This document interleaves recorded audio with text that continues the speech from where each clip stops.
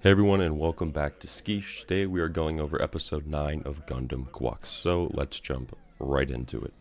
I had like a feeling that the Gundams were low-key sentient, and this like kind of confirms it, because the Gundam is literally wrapping its arms around Machu as they are re-entering the atmosphere of Earth as to probably protect her. Alright, so Machu has crash-landed on Earth, and she seems to have been taken in by what looks like a fairly large estate. We can tell kind of by the room and the fact that there are maids taking care of her. And previously before this, there was a character shown. We didn't really see the whole front of their face. We just kind of saw the back of them. And I'm assuming they have some importance since they were shown prior to this. You know, even though Machu really wanted to see the sea, I feel like this wouldn't even be a bad view. You know, you have nice sprawling mountains, a decently blue sky, and some snow on those mountains. I think that's pretty picturesque as well. Maybe not more than the sea, but I think it would be up there. All right, so this episode kind of seems like it's going to be Machu's perspective of her escape from the Zeon ship. We saw last episode that basically that she just escaped. They just said like, hey, Gundam Gquuuuuux is out, and that's about it. So what looks like is we're going to get Machu's ordeal and what she went through and how she managed to escape.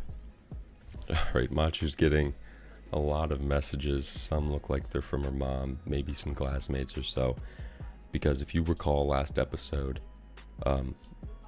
Machu was blasted all over the news for being a terrorist and associated with the attack that happened on the city. So, you know, I'd imagine people would be pretty concerned if they were friends with Machu or, you know, her mother, trying to find out where she is, what's going on. That's probably a huge ordeal for them. I really like the little bald dude in the hat with the red eyes. They're not even like quips. He literally just kind of repeats what anyone says, or says very kind of obvious things, but I like him, and I think his voice sounds pretty fun too. So the commander here obviously has a lot of knowledge that Machu already knows, and probably lots of things that she does not know. So he knows that Red Gundam or Shuji wanted to go to Earth to find the Rose. Now I have no idea what the Rose is. It has been mentioned multiple times throughout this episode. The mistress brought up the Rose. He's bringing up the Rose a lot. Like, I don't know what the Rose is. It's obviously something important, and the commander has pretty good knowledge of what it is, and it sounds like a plan to probably find it. So the Rose is an anomalous object that should not exist in the world, but it doesn't really give me a whole lot to go off of. I can only assume that that is the Rose of Sharon, and it holds some sort of significant power to change the tide of war or really turn something in your favor. Alright, so Machu is receiving some anonymous text messages, and they are pretty much letting her break out. I don't know who they're from. I have no idea. But Machu is probably going to go through that door right there and leave the Zeon ship with the help of this anonymous person texting her. Alright, so Machu didn't really escape on her own. The anonymous text person opened the door, let her get into the Gundam, and the commander gave the order to just let her go. So I'm assuming he knows exactly what's going to happen. He's pretty much one step ahead of Machu, and to be honest, he really has been the whole show. He seems to predict what they're going to do. You can almost read him like a book, which is interesting. I don't know how he's doing it, but he is. So he's going to follow them to Earth, I assume, and look for the Rose of Sharon through Machu. I also find it interesting that he does not know who is sending these messages. So we have no idea who is sending these text messages. That is the person that we saw when Machu crash landed, so that I'm assuming is the mistress, and she had a dream. It came true that I think someone from Earth was going to come look for the Rose of Sharon, and Machu's there to look for the Rose of Sharon.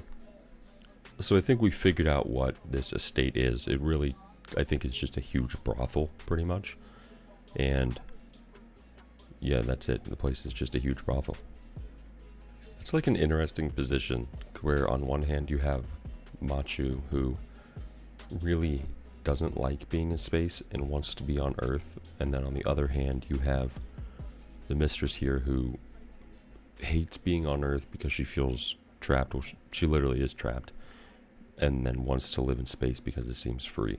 So I feel like it's kind of the grass is always greener on the other side. You know, there's no 100% amazing correct thing.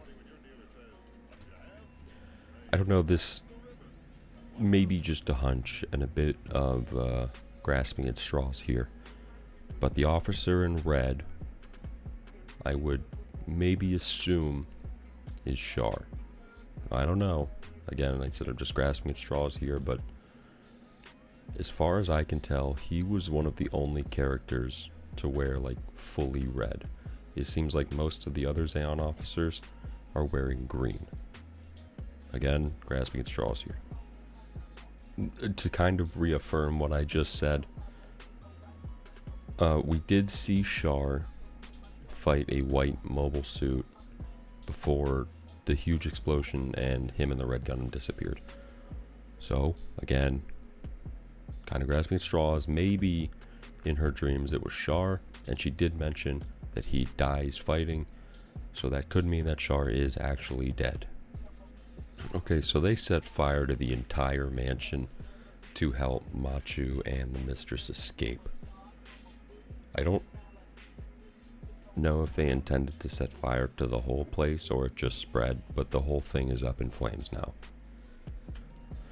Alright, so Lala is staying behind while Machu gets in part of the mobile suit, and I'm assuming it's gonna go somewhere, obviously away from the danger, but I can't imagine that this is the last time we're gonna see Lala.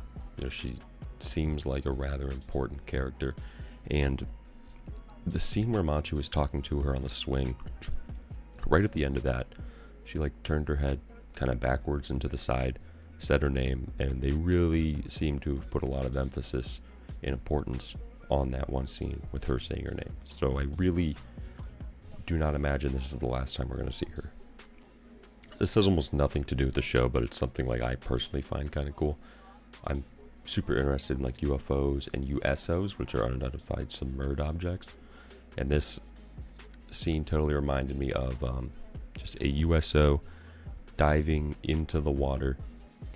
And a big thing with that is supposedly there is a huge mothership, and this thing in the background to me would be like that mothership. Again, this is like totally irrelevant to what's going on in the show. I just find it pretty interesting. And it is the Rose of Sharon, so they have found the Rose of Sharon. And there is someone inside the Rose of Sharon. I don't have no idea who. I'm just speculating that when we saw the White Gundam fight Char, it was a woman piloting that White Gundam, so this could possibly be her. Low-key, like right on cue, the Zeon ship shows up. See, that thing does look like a USO. If I were imagining what a USO would look like, it'd be something that looks super foreign, and that looks super foreign, especially to the mobile suits that they have right now. Alright, Machu's back in prison, and basically Zeon and the commander just used her to find the Rose of Sharon, because it really did, he knew exactly what she was going to do, and he, like I said, was 2 steps ahead of her, and he knew she would lead them directly to the Rose of Sharon. Again, what he just said, he said, Captain, like, you saw this woman at Sharon, and I think that was the battle where Char went missing, so I feel mildly confident in saying that this is the person who fought Char before he disappeared. Okay, so that sums up episode 9 of Gundam Gquuuuuux. It was an interesting episode. We finally got to see the Rose of Sharon. We met a new character, Lala, who really hasn't done much yet, but there was a lot of foreshadowing and foreboding from her. I assume she's going to come back later. And a lot of loose ends. You know, I think that the person in the Rose of Sharon was the one that fought with Char, so she might have an idea of where he is. The rose has been found. It can do these crazy things. So I'm very much looking forward to episode 10 of Gundam Gquuuuuux, and we will see you guys at episode 10 of Gundam Gquuuuuux when it airs.